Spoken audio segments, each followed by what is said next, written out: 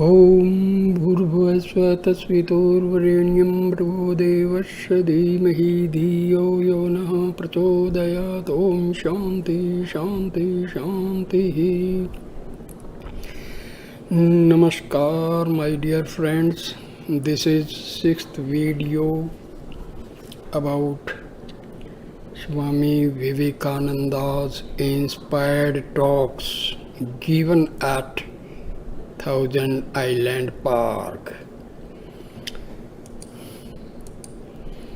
So the last paragraph in the fifth video was, does seeing depend upon our own efforts or does it depend upon something outside?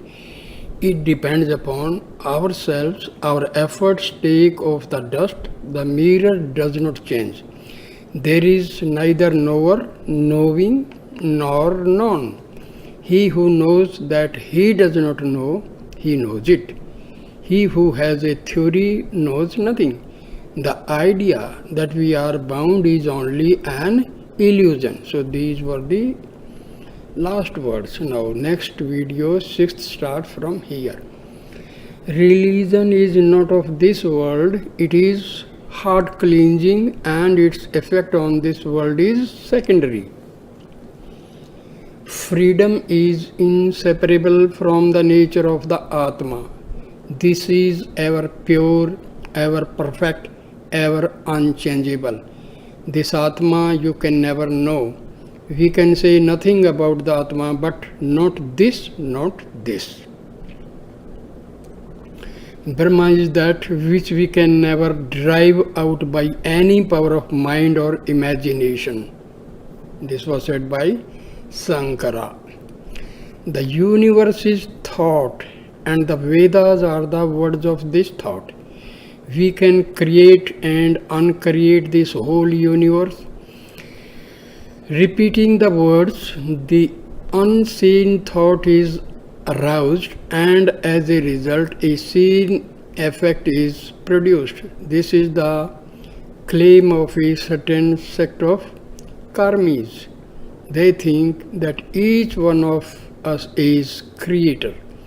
Pronounce the words, the thought which corresponds will arise and result will become visible. Thought is the power of the word. The word is the expression of the thought, says the Mimamsakas, a Hindu philosophical sect. Saturday, July 13th. Everything we know is a compound and all sense knowledge comes through analysis.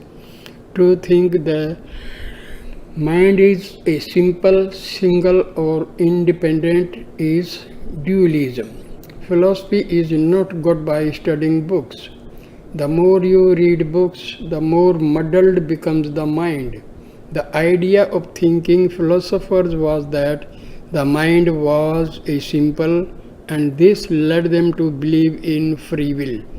Psychology, the analysis of the mind, shows the mind to be a compound, and every compound must be held together by some outside force.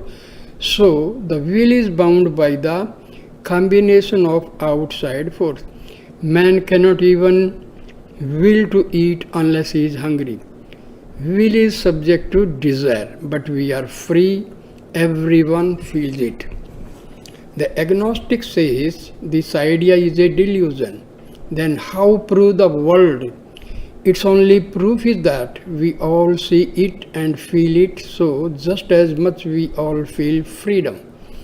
If universal conscience affirms this word, then it must be accepted as affirming the freedom.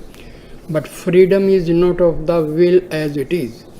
The constitutional belief of man is freedom is the basis of all reasoning. Freedom is of the will as it was before it became bound. The very idea of free will shows every moment man's struggle against bondage. The free can be only one, the unconditioned, the infinite, the unlimited. Freedom in man is in a way memory and attempt towards freedom. Everything in the universe is struggling to complete its circle to return to its source, to return to its only real source, that is Atma. The search for happiness is a struggle to find the balance, to restore the equilibrium. Morality is struggle of the bound will to get free and is the proof that we have come from perfection. The idea of duty is the midday sun of misery scorching the very soul. O king, drink this one drop of nectar and be happy. I am not the doer, this is the nectar. Let there be action without reaction. Action is pleasant, all misery is reaction. The child puts its hand in the flame, that is pleasure. But when its system reacts, then comes the pain of burning. When we can stop that reaction, then we have nothing to fear. Control the brain and do not let it read the record. Be the witness and do not react. Only thus can you be happy. The happiest moments we ever know are when we entirely forget ourselves. Work of your own free will, not free from duty. We have no duty. This world is just a gymnasium in which we play. Our life is an eternal holiday. The whole secret of existence is to have no fear. Never fear what will become of you. Depend on no one. Only the moment you reject all help are you free. The full sponge can absorb no more. Even fighting in self-defense is wrong, though it is higher than fighting in aggression. There is no righteous indignation, because indignation comes from not recognized sameness in all things. Sunday, July 14th. Philosophy in India means that through which we see God, the rationale of religion. So no Hindu would ever ask for a link between religion and philosophy. Concrete, generalized, abstract are the three stages in the process of philosophy. The highest abstraction in which all things agree is the one. In religion we have first symbols and forms, next mythology, and last philosophy. The first two are for the time being. Philosophy is the underlying basis of all, and the others are only stepping stones in the struggle to reach the ultimate. In Western religion, the idea is that without the New Testament and Christ, there could be no religion. A similar belief exists in Judaism with regard to Moses and the prophets, because these religions are dependent upon mythology only. Real religion, the highest, rises above mythology, it can never rest upon that. Modern science has really made the foundation of religion strong. That the whole universe is one is scientifically demonstrable. What the metaphysicians call being, the physicists called matter. But there is no real fight between the two, for both are one. Though an atom is invisible, unthinkable, yet in it are the whole power and potency of the universe. That is exactly what the Vedantist says of Atma. All sects are really saying the same thing in different words. Vedanta and modern science both posit a self-evolving cause. In itself are all the causes. Take for example, the potter shaping a pot. The potter is the primal cause, the clay the material cause, and the wheel the instrumental cause. But the Atma is all three. Atma is cause and manifestation too. The Vedantist says the universe is not real, it is only apparent. Nature is God seen through nescience. The pantheists say God has become nature or this world. The Advaitists affirm that God is appearing as this world, but He is not this world. We can only know experience as a mental process, a fact in the mind as well as a mark in the brain. We cannot push the brain back or forward, but we can the mind. It can stretch over all time, past, present, and future, and so facts in the mind are eternally preserved. All facts are already generalized in mind, which is omnipresent. Kant's great achievement was the discovery that time, space, and causation are modes of thought. But Vedanta taught this age ago and called it Maya. Schopenhauer stands on reason only and rationalizes the Vedas. Sankara maintained the orthodoxy of the Vedas. Treeness, or the idea of tree, found out among trees is knowledge, and the highest knowledge is one. Personal God is the last generalization of the universe, only hazy, not clear-cut and philosophic. As the entire creation existing in space, time and causation can never exist beyond mind or memory, manifesting itself as thinking, feeling, and willing. Therefore, the whole of space, time, and causation must have to be in it. Hence, mind is omnipresent. Individual mind is a portion of the omnipresent or universal mind, almost shut up in a body like a gulf or a bit of the ocean, mostly surrounded by land, leaving a narrow opening which joins it to the ocean. Unity is self-evolving, out of which everything comes. Physical science is to find out facts. Metaphysics is the thread to bind the flowers into a bucket. Every abstraction is metaphysical. Even putting manure at the roof of a tree involves a process of abstraction. Religion includes the concrete, the more generalized, and the ultimate unity. Do not stick to particularization.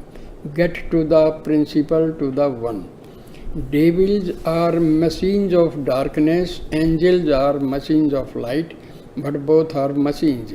Man alone is alive. Break the machine, strike the balance, and then man can become free.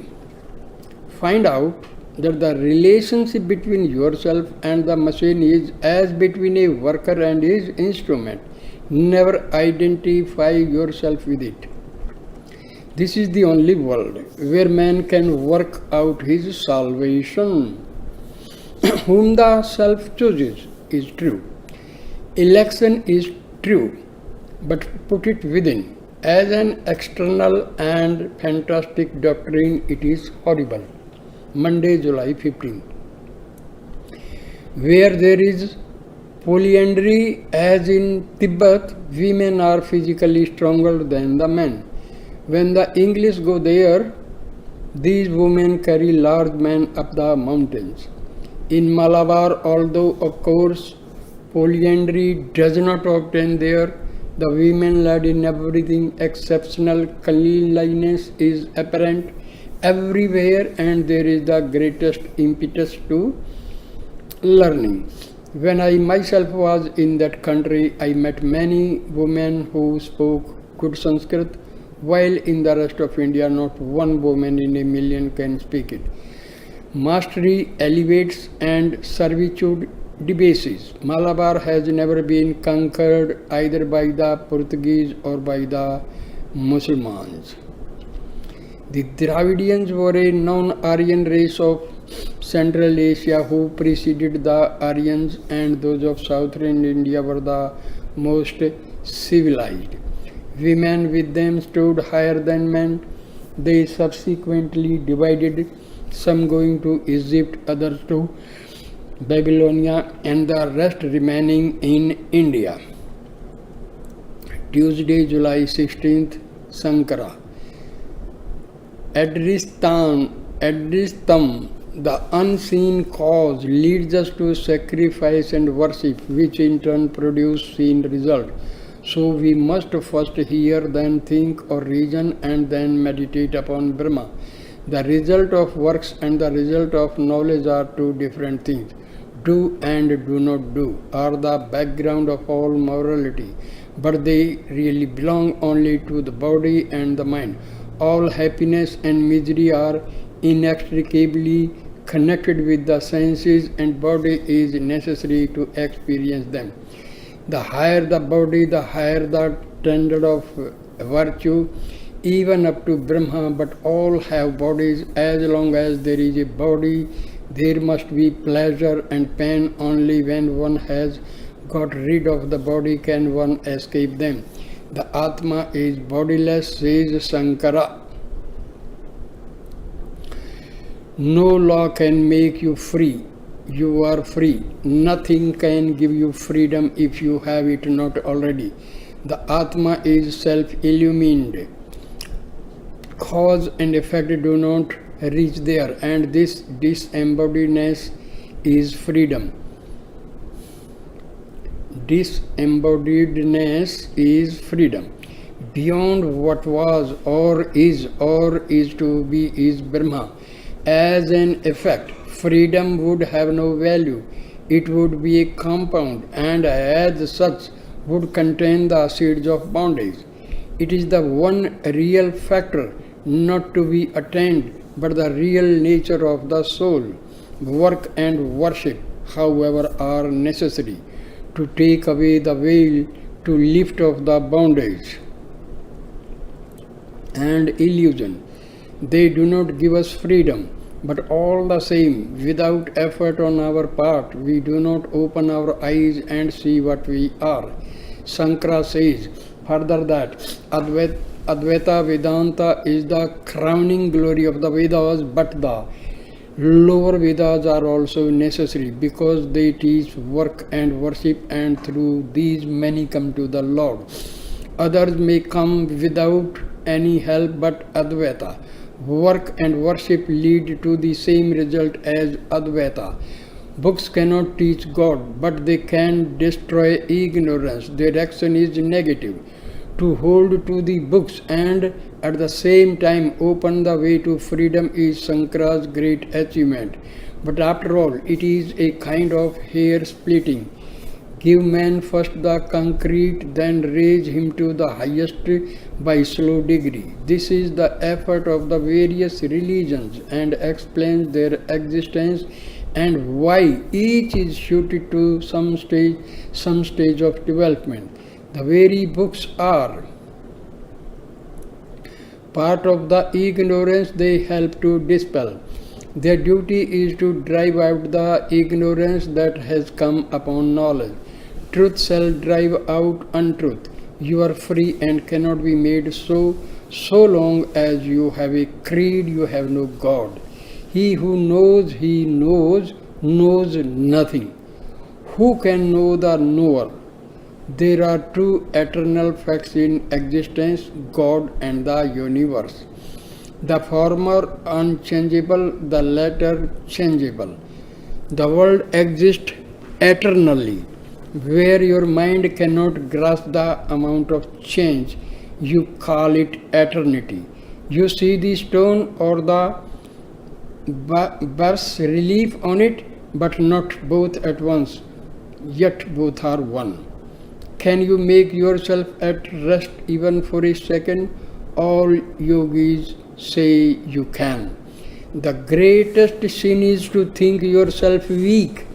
No one is greater. Realize you are Brahma. Nothing has power except what you give it. We are beyond the sun, the stars, the universe. Teach the goodhood of man. Deny evil. Create none. Stand up and say, I am the master of all. We forge the chain and we alone can break it. No action can give you freedom. Only knowledge can make you free. Knowledge is irresistible. The mind cannot take it or reject it. When it comes, the mind has to accept it. So it is not a work of the mind only. Its expression comes in the mind. Work or worship is to bring you back to your own nature. It is an entire illusion that the self is the body. So even while living here in the body, we can be free. The body has nothing in common with the self. Illusion is taking the real for the unreal, not nothing at all. Wednesday, July 17th. Ramanuja divides the universe into Chit, Achit and Ishvara, man, nature and God, conscious, subconscious and the superconscious. Sankara, on the contrary, says that Chit, the soul, is the same as God. God is truth, is knowledge, is infinity. These are not qualities. Any thought of God is a qualification, and all that can be said of him is Om Tat Sat. Sankara further asks, can you see existence separate from everything else? Where is the differentiation between two objects?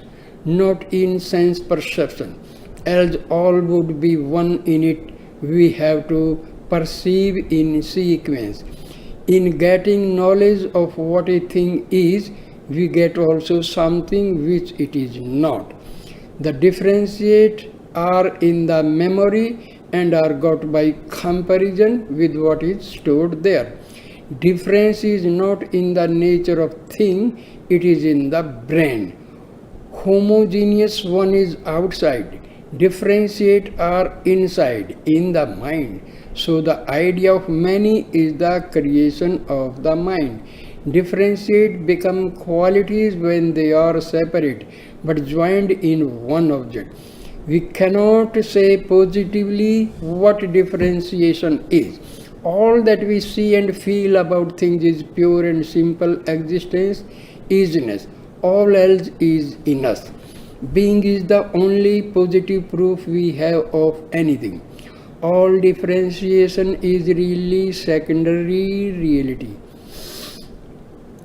As the snake in the rope, because the serpent too had a certain reality in that something was seen, although misapprehended.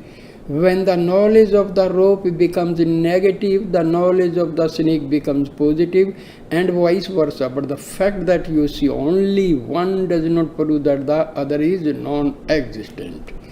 The idea of the world is an obstruction covering the idea of God and is to be removed, but it does have an existence. Sankara says again, perception is the last proof of existence.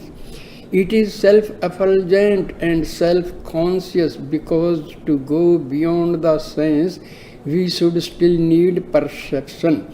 Perception is independent of the senses of all instruments, unconditioned. There can be no perception without consciousness. Perception has self-luminosity, which in a lesser degree is called consciousness. Not one act of perception can be unconscious. In fact, consciousness is the nature of perception. Existence and perception are one thing, not two things joined together. That which needs no cause is infinite, so as perception is the last proof of itself, it is eternal. It is always subjective. Perception itself is its own perceivable. Perception is not in the mind, but perception brings mind. It is absolute, the only knower, so perception is really the Atma. Perception itself perceives, but the Atma cannot be knower, because a knower becomes such by the action of knowledge. But Sankara says this Atma is not I, because the consciousness I am, Aham, is not in the Atma. We are but the reflections of that Atma and Brahma are one. When you talk and think of the absolute, you have to do it in the relative. So all these logical arguments apply. In yoga, perception and realization are one. Vishishta Advaita, of which Ramanuja is the exponent, is seeing partial unity and is a step towards Advaita. Vishishtatam means differentiation. Prakriti is the nature of the world and the change comes upon it. Changeful thoughts expressed in changeful words can never prove the absolute. You reach only something that is minus certain qualities, not Brahma itself, only a verbal unification, the highest abstraction, but not the non-existence of the relative. Thursday, July 18th. The lesson today was mainly Shankara's argument against the conclusions of the Sankhya philosophy. The Sankhyas say that consciousness is a compound, and beyond that, the last analysis gives the Purusha witness, but that there are many Purushas, each of us is one. Advaita, on the contrary, affirms that Purushas can be only one, that Purusha cannot be conscious, unconscious, or have any qualification, for either these qualities would bind or they would eventually cease. So the one must be without any qualities, even knowledge, and it cannot be the cause of the universe of anything. In the beginning, existence only, one without a second, says the Vedas. The presence of sattva with knowledge does not prove that sattva is the cause of knowledge.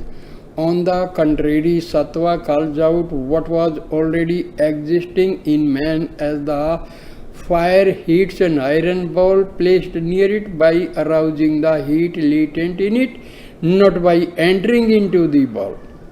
Shankara says, knowledge is not a bondage because it is the nature of God. The world ever is, whether manifested or unmanifested, so an eternal object exists. Jnana Bala Kriya, knowledge, power, activity, is God. Nor does he need form, because the finite only needs form to interpose as an obstruction to catch and hold infinite knowledge. But God really needs no such help. There is no moving soul, there is only one Atma.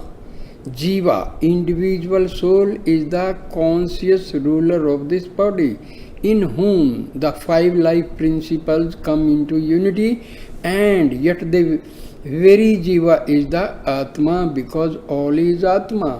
What you think about it, it is your delusion and not in the Jiva. You are God, and whatever else you may think is wrong. You must worship the self in Krishna, not Krishna as Krishna. Only by worshipping the self can freedom be won. Even personal God is but the self objectified. Intense search after my own reality is bhakti, says Shankara. All the means we take to reach God are true. It is only like trying to find the pole star by locating it through the stars that are around it. The Bhagavad Gita is the best authority on Vedanta. Friday, July 19th. So long as I say you, I have the right to speak of God protecting us. When I see another, I must take all the consequences and put in the third, the idea which stands between us, that is the apex of the triangle. The vapor becomes snow, then water, then Ganges. But when it is vapor, there is no Ganges, and when it is water, we think of no vapor in it. The idea of creation or change is inseparably connected with will. So long as we perceive this world in motion, we have to conceive will behind it. Physics proves the utter delusion of the senses. Nothing really is as we see, hear, feel, smell, taste it. Certain vibrations producing certain results affect our senses. We know only relative truth. The Sanskrit word for truth is isness, Sat. From our present standpoint, this world appears to us as will and consciousness. Personal God is as much an entity for himself as we are for ourselves, and no more. God can also be seen as a form, just as we are seen. As men, we must have a God. As gods, we need none. This is why Sri Ramakrishna constantly saw the Divine Mother ever present with him, more real than any other thing around him. But in Samadhi all went but the self. Personal God comes nearer and nearer until he melts away, and there is no more personal God and no more I. All is merged in self. Consciousness is a bondage. The argument from design claims that intelligence precedes form, but if intelligence is the cause of anything, it itself is in its turn and effect. It's Maya. God creates us and we create God, and this is Maya. The circle is unbroken. Mind creates body and body creates mind, and the egg brings the chicken the egg, the tree, the seed, the tree. The world is neither entirely differentiated nor yet entirely homogeneous.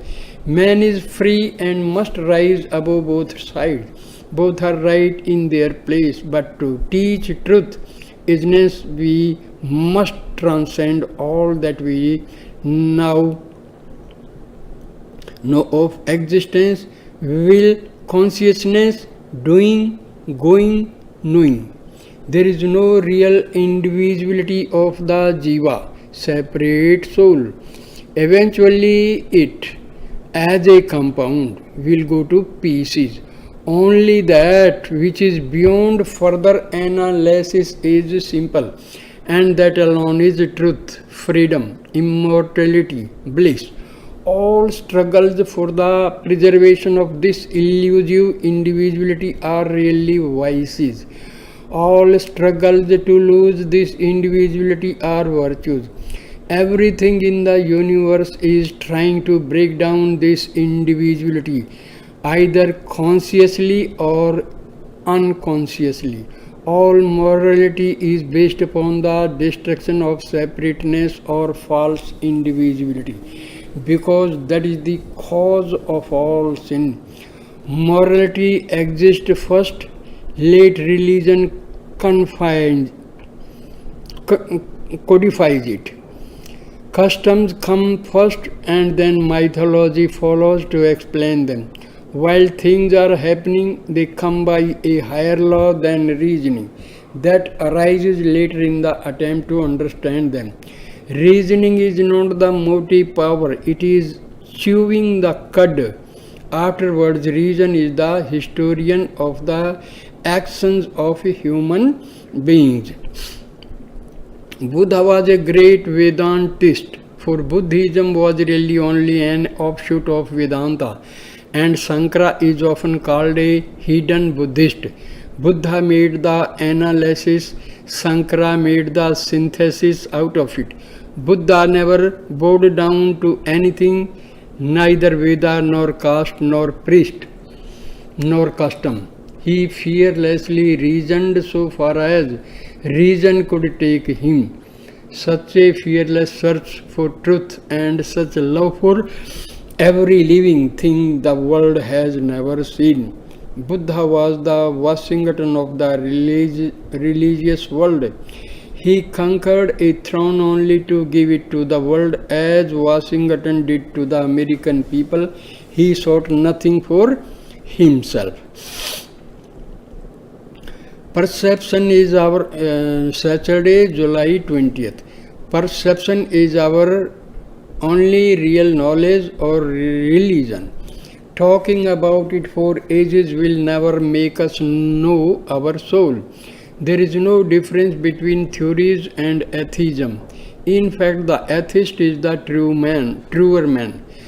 Every step I take in the light is mine forever. When you go to a country and see it, then it is yours.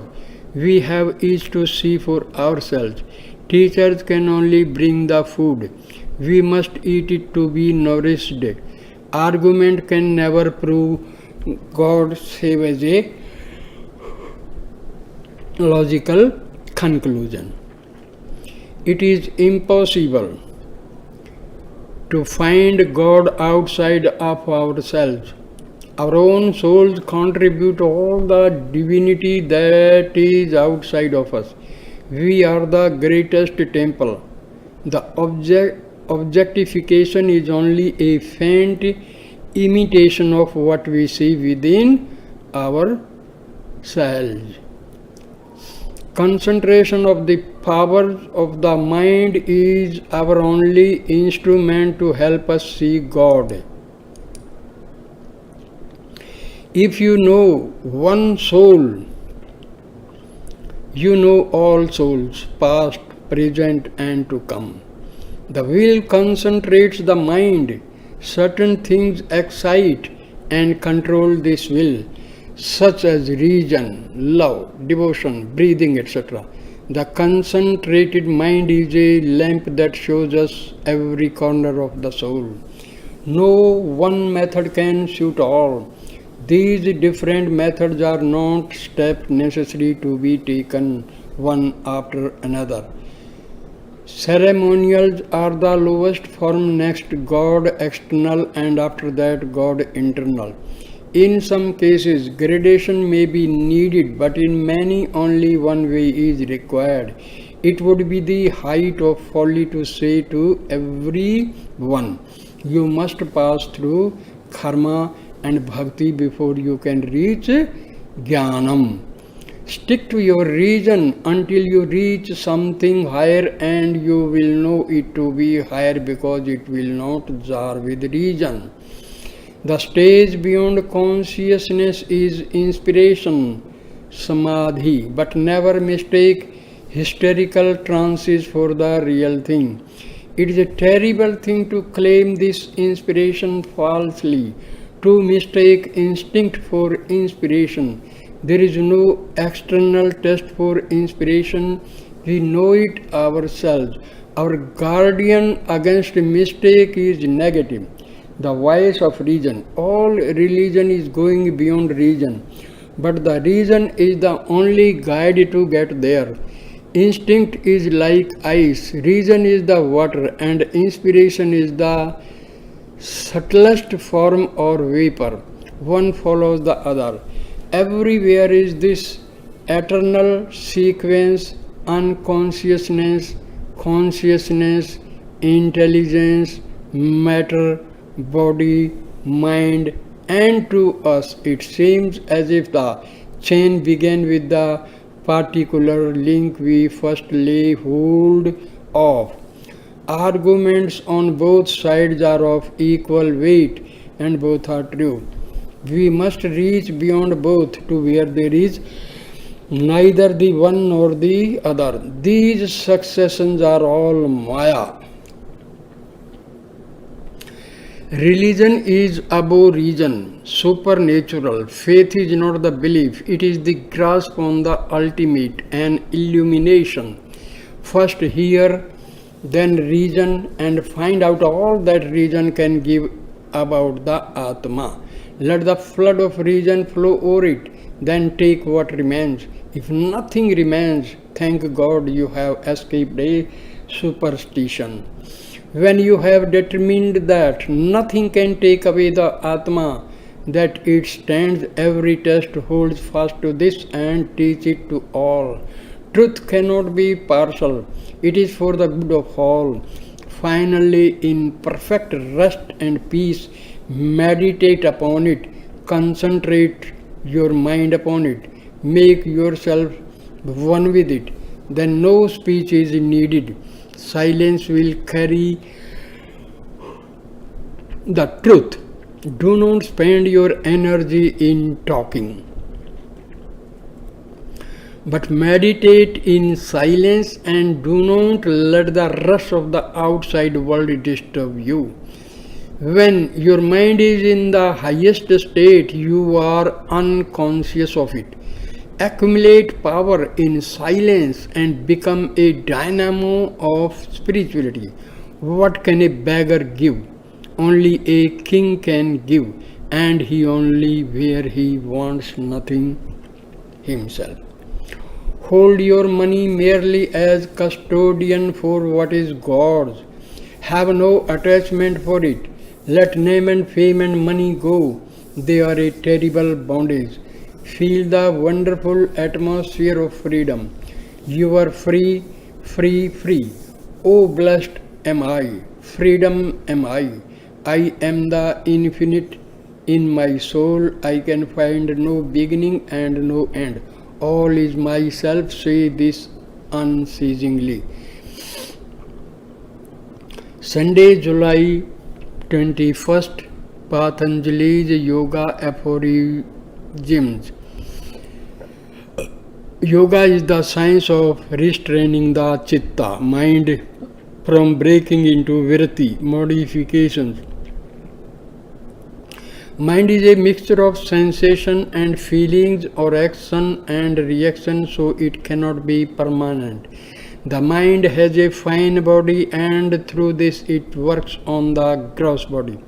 Vedanta says that behind the mind is the real self.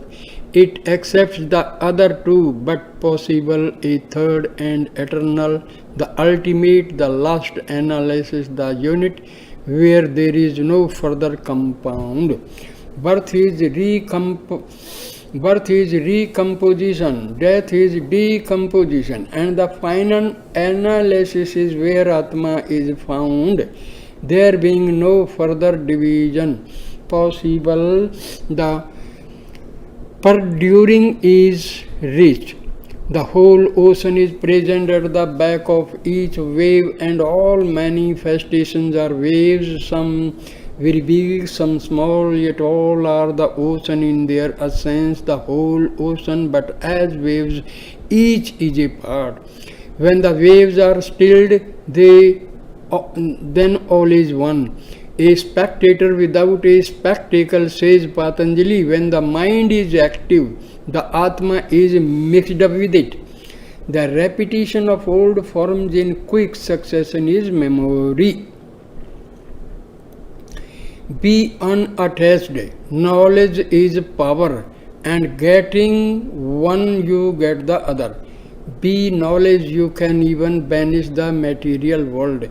When you can mentally get rid of one quality after another from any object until all are gone, you can at will make the object itself disappear from your consciousness. Those who are ready advance very quickly and can become yogis in 6 months. The less developed may take several years, and anyone by faithful work and by giving up everything else and devoting himself solely to practice can reach the goal in 12 years. Bhakti will bring you there without any of these mental gymnastics, but it is a slower way. Here by Bhakti, Swami ji does not mean intense or undivided love for God. He has already taught extreme love and highest knowledge are one, and again in defining it he says this absolute and continuous remembrance of the Lord is what is meant by Bhakti. So by Ishvara is the Atma as seen or grasped by mind.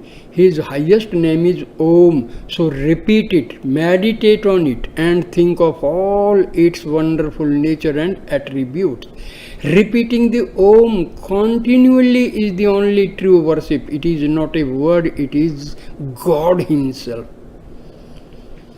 Religion gives you nothing new. It only takes off obstacles and lets you see yourself. Sickness is the first great obstacle. A healthy body is the best instrument. Melancholy is an almost insuperable barrier. If you have once known Brahma, never after can you be melancholy. Doubt, want of perseverance, mistaken ideas are other obstacles. Pranas are subtle energies, source of motion. There are 10 in all. So I will take this topic in next video. So I stop this video here. Thank you, my dear friends, for watching, listening this video. Please subscribe my channel, like, comment and share the video. Thanks a lot, my dear friends. Namaskar, namaskar, namaskar.